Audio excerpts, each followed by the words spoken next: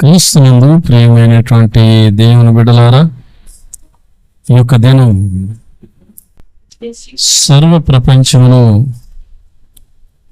ప్రత్యేకంగా ఆచరిస్తున్నటువంటి ఒక దినం. మట్టల ఆదివారం. ఎవరు కూడా మధ్యలో లేయొద్దు, లేచి వెళ్ళొద్దు. ఈ యొక్క వర్తమానం మీకు ఆశీర్వాదకరంగా ఉంటుందని నేను నమ్ముతున్నాను. చిన్న బిడ్డలందరినీ కూడా మీ యొక్క ఆధీనంలో ఉంచుకోండి. మత్తయి సువార్త 21వ అధ్యాయంలో మొదటి వచనం నుండి 11 వచనాల వరకు మనం చూసినట్లయితే ఈ సంభవం మనందరికీ తెలిసినటువంటిదే. ఏమనగా యేసు ప్రభువారు బేత్పగేకు వచ్చినప్పుడు తన శిష్యులను 2 పంపి, మీ ఎదుటనున్న గ్రామానికి వెళ్ళండి. వెళ్ళగానే కట్టబడి ఉన్న యొక్క గాడిద, దానితోనున్న యొక్క గాడిద పిల్లి మీకు కనబడుతుంది. వాటిని విప్పి నా యొద్దకి తోలుకొని రండి అని చెప్తున్నాడు. ఒకవేళ ఎవడైనా ఏంటని అడిగితే, అవి ప్రభువులకు కావలసి ఉన్నవని చెప్పండి, వెంటనే అతనే తోలి పెడతాడు అని చెప్పి పంపిస్తున్నాడు. బేత్పగే అనగా పచ్చి అత్తి పండ్ల ఇల్లు అని అర్థం.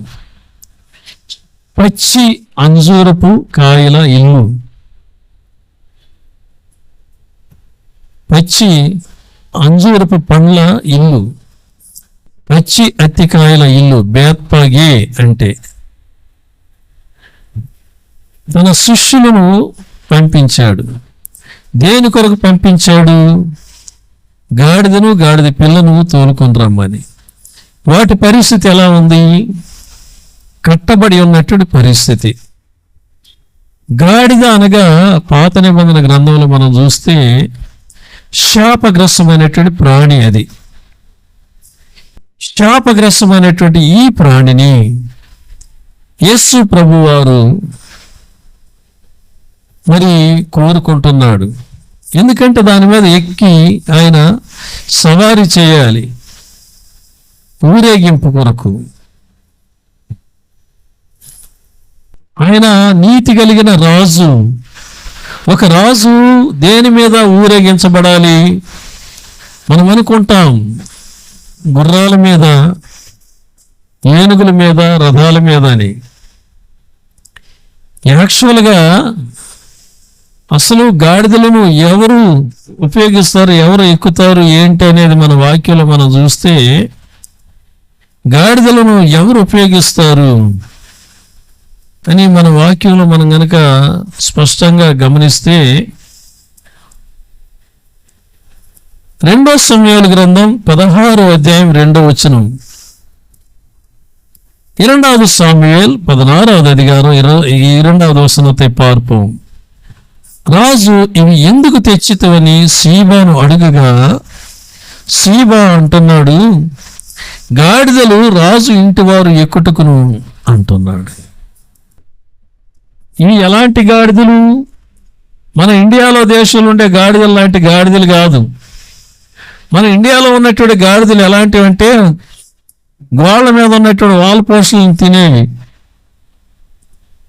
అసలు ఈ గాడిదలను పెంచేవాళ్ళు ఎలాంటి వాళ్ళు? గాడిదలు ఉన్నటువంటి వాళ్ళు ఐశ్వర్యవంతులు. పాత నిబంధనలు యోబు పెంచాడు. మరి కీషు కుమారుడైనటువంటి కీషు కూడా గాడిదలను పెంచాడు. గాడిదలను పెంచినటువంటి వారిలో కీషు కుటుంబం ఒకటి. ఆ గాడిదలు ఎలాంటివి? 1 సమూయేలు గ్రంథం 9వ అధ్యాయము 3వ వచనం, గాడిదలు తప్పిపోయాయి. సరే, ఈ కీషు భాగ్యవంతుడు అని వాక్యం సెలవిస్తుంది. మొదటి వచనం. గాడిదలు ఉన్నటువంటి వాళ్ళు భాగ్యవంతులు, గాడిదలను సాకే వాళ్ళు భాగ్యవంతులు. ప్రియమైనటువంటిది అమ్మా, ఒక్క నిమిషం దేవమ్మ, ముందు సీట్లు ఉన్నాయమ్మా, ఇక్కడ వచ్చి కూర్చోవచ్చమ్మా. వాళ్ళని ఎందుకమ్మా ఇబ్బంది పెడతారు? సీట్ లేకపోతే కదమ్మా. రండి, ముందుకు రండి, ఇక్కడ 2 సీట్లు ఉన్నాయి, రండి వచ్చి కూర్చోండి. ప్రియమైన దేవుని బిడ్డలారా, గాడిదలలో ఎన్ని రకాలనేది, కొన్ని రకాల గాడిదలను మనం చూద్దాం. గాడిదలు యాక్చువల్గా వాటిని మన వాళ్ళు ఎందుకు పెంచుతారంటే, వ్యాపారం చేసేవాళ్ళు పెంచుతారు. ఉప్పు వ్యాపారం, బట్టల వ్యాపారం, ఇతరమైనటువంటి వ్యాపారాలు, బరువులతో కూడిన వ్యాపారాలు చేసేవాళ్ళు పెంచుతారు ఆనాడు దినాలలో. కానీ పాత నిబంధనలో గాడిదలను ఎందుకు ఉపయోగించేవాళ్ళంటే, రాజులు ఎక్కడానికి,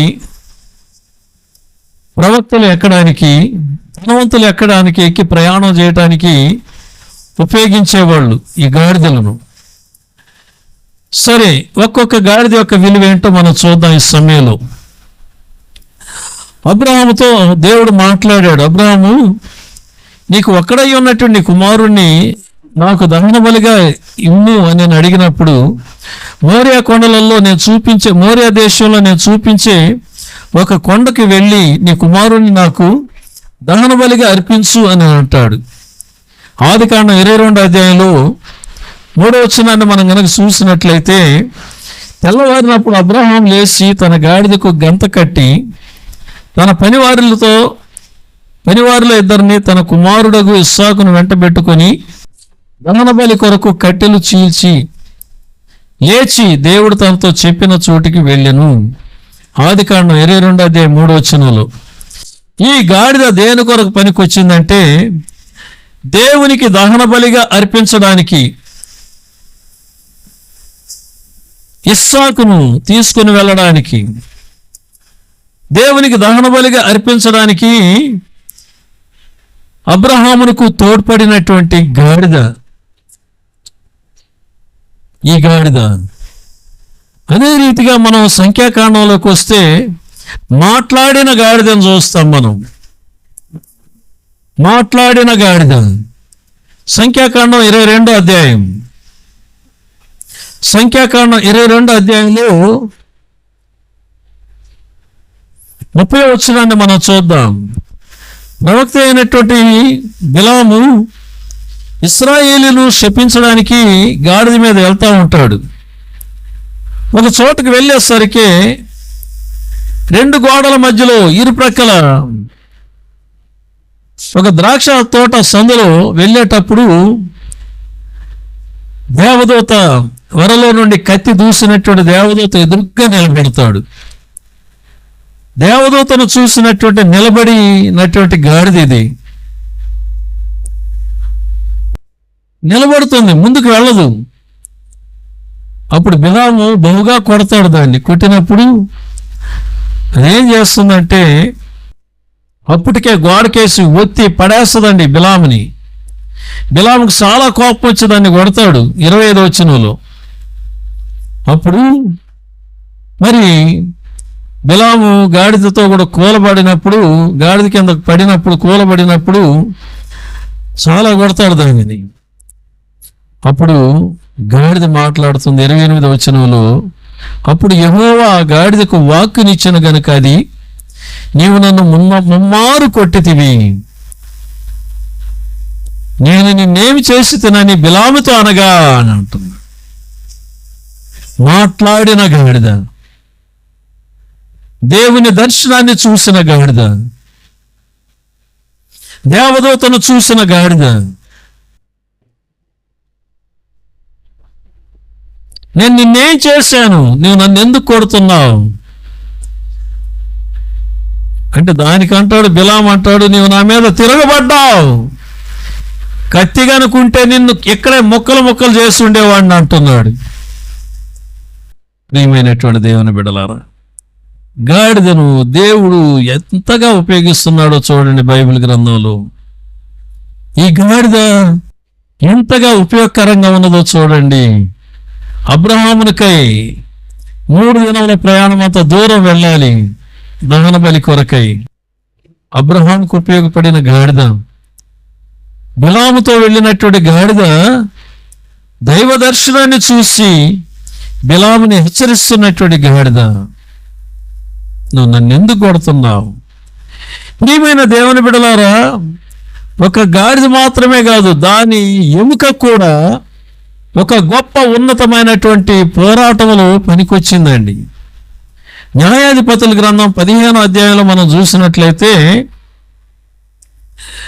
15వ అధ్యాయంలో 15వ వచనం, న్యాయాధిపతుల గ్రంథం 15వ అధ్యాయంలో 15వ వచనం, ఫిలిష్తీయులు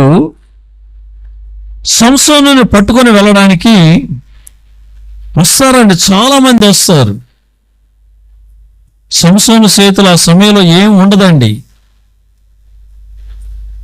ఆ సందర్భంలో జరిగిన సన్నివేశం, అతడు గాడిద యొక్క పచ్చి దవడ ఎముకను కనుగొని చెయ్యి చాసి పట్టుకొని దాని చేత 1000 మంది మనుషులను చంపెను. అప్పుడు సంసోను గాడిద దవడ ఎముకతో ఒక కుప్పను, 2 కుప్పలను నేను చంపి ఉన్నాను, గాడిద దవడ ఎముకతో 1000 మంది నరులను చంపి ఉన్నాను అని నేను అంటున్నాడు. ప్రియమైన దేవుని బిడ్డలారా, గాడిదను గురించి చాలా తక్కువ అంచనా వేస్తారు చాలా మంది. అయితే దానికి విలువ ఎప్పుడు పెరిగింది అంటే, రావాల్సినటువంటి వాళ్ళ దగ్గరకు వచ్చినప్పుడు దానికి విలువ పెరిగింది. అసలు యాక్చువల్గా గాడిద మన ఇండియా దేశంలో పాత బట్టల మూటలను మోసేవి గాడిదలు. ఎక్కువగా రజకులు వాటిని ఎక్కువగా ఉపయోగిస్తారు. రజకులు అనగా సాకల వాళ్ళు. అది వాళ్ళ వృత్తిని బట్టి. ఒకసారి ఒక సంభవం జరిగింది. ఒక ఉప్పు వ్యాపారం చేసే వ్యక్తి ఉప్పు బస్తాను దాని మీద వేసి ఒక 2-3 గ్రామాలు దాటుకొని వెళ్ళి అమ్ముకొని సాయంత్రానికి తిరిగి వచ్చేవాడు. ఈ గాడిద ఉప్పు మూటలు మోసి మోసి మోసి పాపం దీనికి నడుమే వంగిపోయింది. దీనికి ఒకరోజు ఏం జరిగిందంటే, ఉప్పు మూట వేసుకొని పోతా ఉన్నాడు వెనకాల తోలుకుంటా. ముచ్చులో ఒక వాగు అడ్డం వచ్చింది. వాగులో నీళ్లు పోతా ఉన్నాయి. పోతుండేసరికి గాడిద అనుకున్నదంట, అబ్బా ఈ రోజు నాకు ప్రశాంతమైనటువంటి ఒక మంచి సందర్భం దొరికిందనేసి వాగులో దిగారు. వెళ్తా ఉన్నది. మధ్యలోకి వెళ్ళిన తర్వాత గాడిద ఏం చేసిందంటే, గమ్మున నీళ్లలో పండుకునిందండి. పండుకునేసరికి ఈ నీళ్లలో ఉప్పు ఏమై ఉంటుంది చెప్పాలి. ఇప్పుడు శుభ్రంగా అరిగిపోయి లేసేసరికి అబ్బా హల్లెలూయా స్తోత్రం నాయన అనుకుంటా లేచింది. ఈ వ్యాపారికి ఎక్కడ లేని కోపం వచ్చేసింది. నీ తిక్క ఇలా ఉందా అనుకొని మర్నాడు 2 రోజులు 4-5 రోజులు దాని ఏం చేశాడంటే, ఇటు ఒక 10 కేజీలు అటు ఒక 10 కేజీలు దూది కట్టి దీని మీద వేసి తీసుకుని పోతా ఉన్నాడు. అదే రీతిగా వాగు పారుతా ఉందండి. పారేటప్పుడు గాడిద అనుకున్నదంట, ఈరోజు కూడా ప్రశాంతంగా నీళ్ళల్లో మునిగి లేయాలనుకొని ఏం చేసింది, మధ్యలోనికి వెళ్ళిన తర్వాత నీళ్ళల్లో లక్షణంగా పండుకున్నది. ఇప్పుడు లేయాలంటే ఎలా ఉంటుందో ఆలోచన చేయండి. అలివిగా బరువెక్కిపోయి లేయలేకపోతా ఉంది. ఇప్పుడు ఈ వ్యాపారి చేతిలో ఉన్నటువంటి బెల్ట్ తీసుకొని దాన్ని బాధి పెట్టాడు. నీ తిక్క ఎలాగుందా అని. ఏమైనా దేవుని బిడ్డలారు, కొన్ని సందర్భాలలో అతి తెలివిని ఉపయోగించే గాడిదలు కొన్ని ఉంటాయి. అతి తెలివిని ఉపయోగించి ఇబ్బందులు పాలయ్యే గాడిదలు కొన్ని ఉంటాయి. సరే, ఏది ఏమైనప్పటికీ దేవుని యొక్క వాక్యంలో మనం చూస్తే, మరి దేవుని యొక్క దహన బలికి ఉపయోగపడినటువంటి మంచి గాడిద, మరి దేవుని దర్శనాన్ని చూసి బిలాముకు బుద్ధి చెప్పినటువంటి గాడిద ఎముకతో సంసోను చేతిలో పడ్డ దవడ ఎముక, ఆ దవడ ఎముక ఒక మంచి ఆయుధంగా మారి 1000 మందిని చంపడానికి తోడ్పడినటువంటి గాడిద దవడ ఎముక. ఈ విధంగా ఒక గొప్ప గొప్ప అద్భుతమైనటువంటి ఆశీర్వాదకరమైనటువంటి ఉన్నతమైనటువంటి కార్యాలను బైబిల్ గ్రంథంలో మనం చూడగలుగుతాం. సరే, ఏది ఏమైనప్పటికీ ఈ సమయంలో మరి జకర్యా గ్రంథంలో 9వ అధ్యాయంలో 9వ వచనం చూస్తే, యేసు ప్రభువారు పుట్టక ముందే కొన్ని వందల సంవత్సరాలకు ముందే ప్రవచనంగా జకర్యా చెప్తున్నాడు, సియోను నివాసులారా బహుగా సంతోషించుడి, యెరూషలేము నివాసులారా ఉల్లాసముగా ఉండుడి, నీ రాజు నీతిపరుడును రక్షణ గలవాడును దీనుడనై గాడిదను గాడిద పిల్లను ఎక్కి నీ వద్దకు వచ్చుచున్నాడు అంటున్నాడు. ఈ రాజు ఎలాంటి వాడు అంటే నీతిపరుడు, న్యాయాన్ని చేసేవాడు, నీ పట్ల న్యాయాన్ని జరిగించేవాడు, నీ పట్ల నీకు మేలు చేసేవాడు, రక్షణ గలవాడు, నిన్ను రక్షించేవాడు, పట్టబడినటువంటి స్థితిలో కట్టబడిన స్థితిలో నుండి నిన్ను విమోచించడానికి శక్తి సామర్థ్యం కలిగిన సర్వాధికారం కలిగినటువంటి వాడు ఈ రాజు. ఈ రాజు ఏదో ఆశామాషాగా తలంచొద్దండి ఈ రాజుని. ప్రియమైన దేవుని బిడ్డలారా, దేవుని పరిశుద్ధ లేఖనాలలో మనం చూసినట్లయితే యేసు ప్రభు వారు బేత్పగే పచ్చి అత్తి కాయల స్థలానికి వచ్చినప్పుడు 2 శిష్యులను పంపిస్తున్నాడు, వెళ్ళి దాన్ని తోలుకొని రండి, గాడిదను గాడిద పిల్లను కట్టబడి ఉంటాయి, అవి కట్టబడినటువంటివి అంటే ఎన్నడూ కూడా ఏ పని చేసినటువంటివి కావు. దేవునికి దహన బలిగా పాత నిబంధనలో ఒక పశువును అర్పించాలన్నా చేయాలన్నా చెందాలన్నా అది వ్యవసాయం చేసి ఉండకూడదు, సేద్యం చేసి ఉండకూడదు, కాడి మోసిందిగా ఉండకూడదు, కాడి మోయినటువంటిదిగా ఉండాలి, పవిత్రమైనటువంటిదిగా ఉండాలి. అలాంటి వాటిని దేవునికి దహన బలులుగా ఇస్తారు. అదే రీతిగా ప్రియమైన దేవుని బిడ్డలారా, కట్టబడినటువంటి గాడిద ఎవరు కూడా దాని మీద ఎప్పుడు ఎక్కలేదు, అది ఏ బరువుని మొయ్యలేదు. అలాంటిది దేవునికి అవసరం.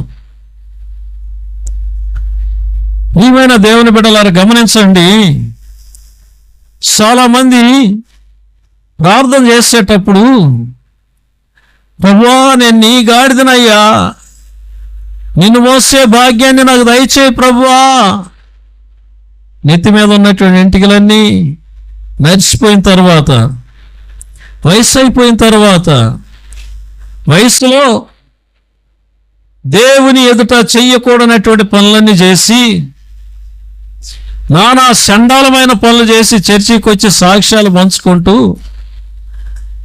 దేవుడు నన్ను దర్శించాడు, నేను దేవునికి అవసరమై ఉన్నాను అని అంటారు.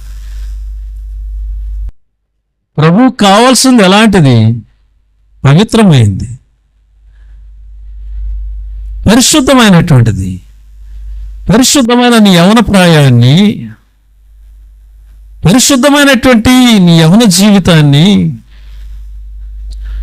పరిశుద్ధంగా ఎదిగి దైవ సన్నిధానంలో దేవునికి తోడ్పడవలసినటువంటి నీ జీవితాన్ని లోకం వైపు పరుగులెత్తి,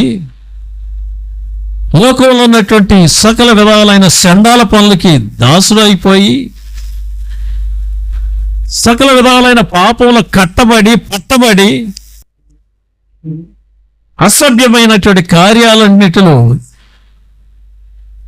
మరి ఈడుపడి అపవిత్రపరచబడినటువంటి బ్రతుకుని ప్రభువుకి ఇవ్వాలని అనుకోవటం ఎంతవరకు న్యాయం? అది యవన ప్రాయంలో ప్రభువు నిన్ను దర్శించలేదా?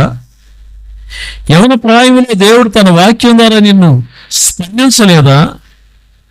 దేవుని ఎరిగినటువంటి బిడ్డల ద్వారా నిన్ను హెచ్చరించలేదా? ప్రభువు అనేక రీతులుగా నిన్ను హెచ్చరించినప్పటికీ నీ ఇష్టానుసారమైన మార్గాలలో వెళ్ళి చివరికి వచ్చేసరికి అబద్ధాలు చెప్పేవాళ్ళు ఎంతోమంది ఉన్నారు. ప్రభు నన్ను సేవకు పిలుచుకున్నాడు అని. సరే, ఏది ఏమైనప్పటికీ ప్రభు యొక్క చిత్తం, ప్రభు యొక్క ఉద్దేశం ఎలా ఉంటుందంటే, ఇంకొక పాయింట్ ఆఫ్లో మనం చూస్తే, కట్టబడినటువంటి నీ జీవితం, ఏ పాపానికి నీవు దాసోహమైపోయి, ఏ పాపానికి నువ్వు పరిమితమైపోయి ఆ పాపంలో నుండి బయటికి రాలేని స్థితిలో నువ్వు ఉన్నావేమో, ఆ కట్లని విప్పే దిక్కులేక ఆ కట్లల్లో బంధించబడి నన్నెవరు బయటకు తీసుకొని వస్తారా, నాకెప్పుడు విడుదల దొరుకుతుందా అన్నటువంటి ఆశతో ఒకవేళ నువ్వు ఎదురు చూస్తుంటే నువ్వు ధన్యుడివి, నువ్వు ధన్యురాలివి. ఆ కట్లు విప్పడానికి, నిన్ను రక్షించడానికే యేసయ్య వచ్చాడు. హల్లెలూయా చెప్పండి అందరూ, హల్లెలూయా హల్లెలూయా. బంధింపబడినటువంటి వారికి విడుదలనివ్వడానికే రక్షకుడుగా, నీతివంతుడిగా ఈ రాజు మన కొరకు వచ్చాడు, నీ కొరకు, నా కొరకు. ప్రియమైన దేవుని బిడ్డ, పాపములోనే కాదు, ఏ సమస్యలలోనూ పట్టబడి కట్టబడి ఇక నేను బయటికి రాలేననుకుంటున్నావు,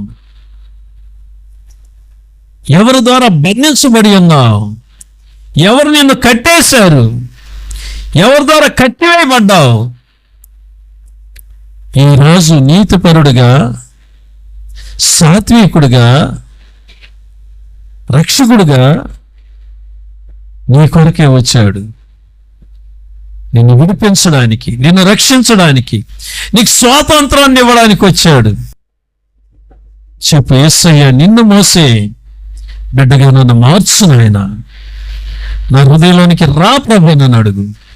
ఒకప్పుడు పాత గొడ్ల పాత బట్టల మూటలు మోస్తున్నటువంటి గాడిదకి ఎలాంటి స్వాతంత్రం వచ్చింది? ఇప్పుడు యేసు ప్రభు ఆ గాడిద మీద కూర్చోవాలన్నప్పుడు ఆ గాడిద మీద ఏం పరిశారు?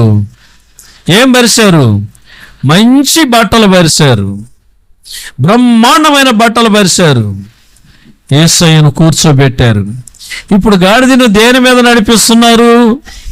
మంచి మంచి బట్టలు పరిశారు. దారి పొడుగున అనేక మంది మంచి మంచి కొమ్మలు నరికి, లేత కొమ్మలు నరికి నడిచే దారిలో వేశారు. ఇప్పుడు యేసయ్య ఆ గాడిద మీద కూర్చున్నప్పుడు గాడిదకి ఆహారం ఎక్కడి నుంచి వచ్చింది? ఆహారం దాని ముందుకే వచ్చింది. గాడిదకు స్వాతంత్రం దొరికింది. యేసు ప్రభుని రాజాది రాజును మొయ్యగలిగే భాగ్యం దొరికింది. ఎక్కడ లేని గౌరవం దొరికింది.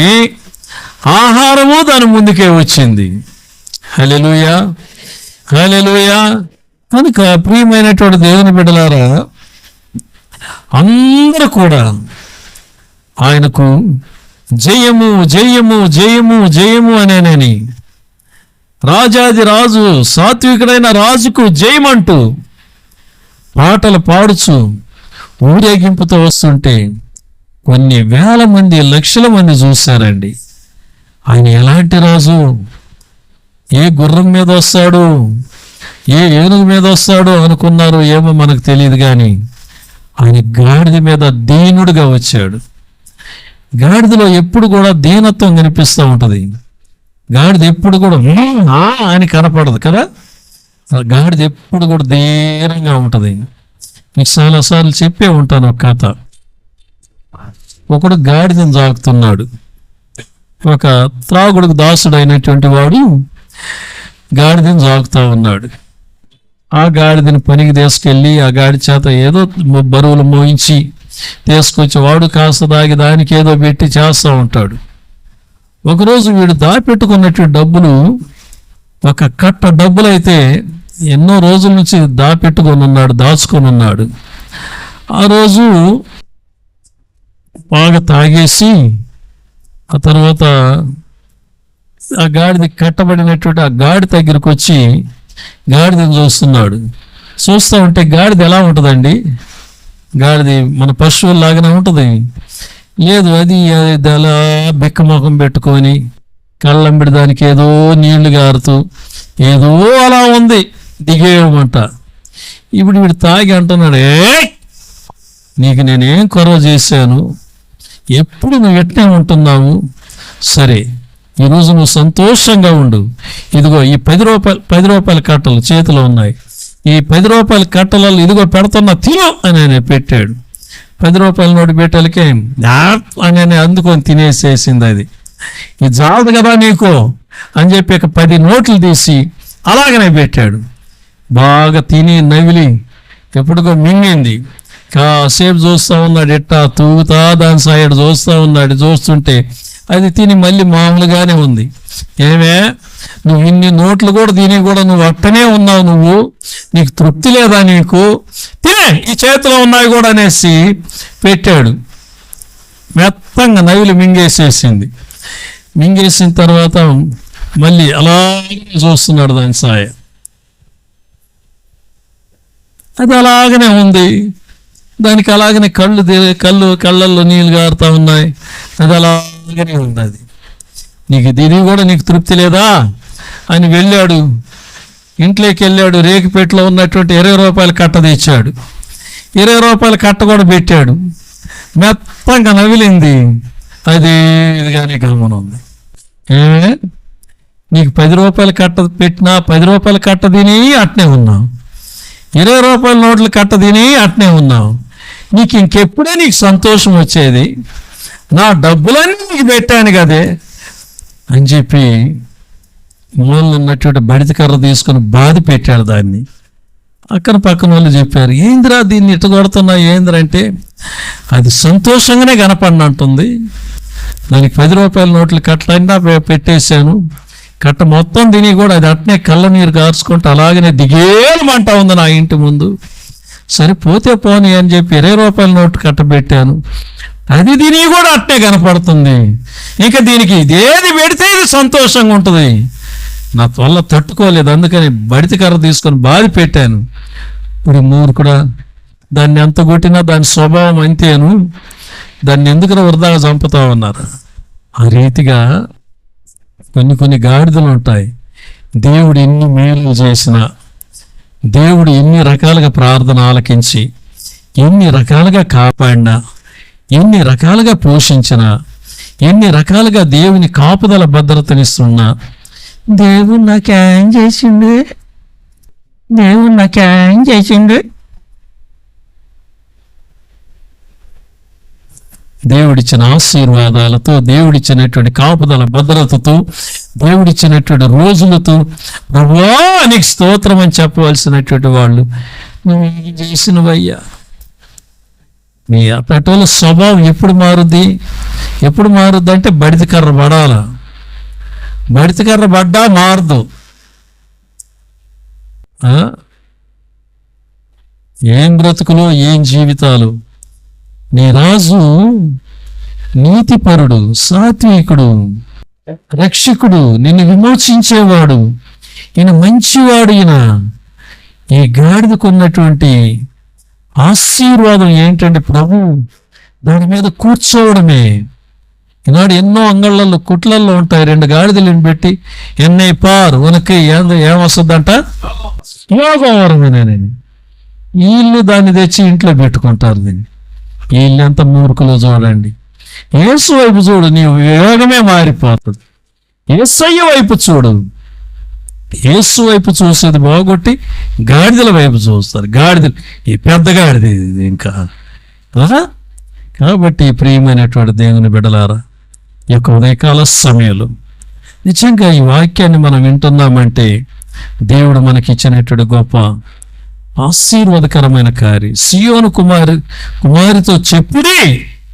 మత్తయి సువార్త 21వ అధ్యాయంలో 5వ వచనంలో అంటున్నాడు, ఇదిగో నీ రాజు సాత్వికుడై గాడిదను భారవాహిక పశువు పిల్ల అయిన చిన్న గాడిదని ఎక్కి నీ వద్దకు వచ్చుచున్నాడని సియోను కుమారితో చెప్పుడి అంటున్నాడు.